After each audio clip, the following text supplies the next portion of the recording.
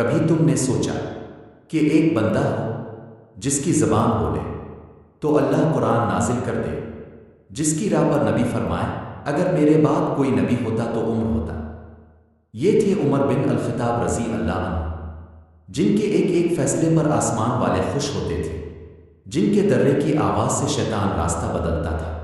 لیکن سنو میرے بھائی، وہی عمر ایک دن سجدے میں تھی، فجر کی نماز پڑھانے آئے، صفیں درست کی، نماز شروع کی، الحمدللہ کہا، اور پیچھے ایک ظالم چھپا بیٹھا تھا، فیروز نامی مجوس، جس نے چھرا نکالا اور حضرت عمر پر یک کے بعد دیگرے 6 وار کیے۔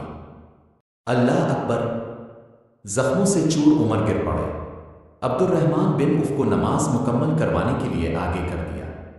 پھر عمر کو اٹھایا گیا، چہرہ زرد، جسم سے خون بہہ رہا ہے، باوش ہو گئے۔ کچھ دیر بعد آنکھ کھلی۔ پہلا سوال کیا تھا؟ لوگوں نے نماز مکمل کر لی۔ کسی نے کہا جی ہاں یا امیر المومنین۔ آپ نے فرمایا میرے بھائیوں، زخموں کی تکلیف میں بھی نماز کی فکر، اور پھر فرمایا میرا قاتل کون ہے؟ لوگوں نے بتایا ایک مجوس غلام تھا۔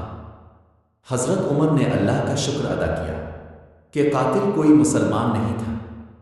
پھر حضرت عمر نے اپنے بیٹے کو بھیجا، جاؤ حضرت عائشہ سے اجازت لو، کیا میں نبی کے ساتھ دفن ہو سکتا ہوں؟ حضرت عائشہ نے روتے ہوئے اجازت دی، اور عمر، جنہوں نے دنیا کی سب سے بڑی سلطنت کو عدل سے چلایا، جن کی انگلی کے اشارے سے قیصر و کسر کے محل ہل گئے، وہ مٹی میں نبی کے قدموں میں دفن ہونا چاہتے تھے۔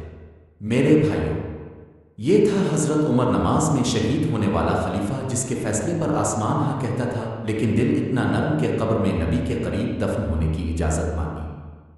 ہم کون ہیں جن کے فیصلوں پر نفس ہنستا ہے اور دل میں غرور بس گیا ہے؟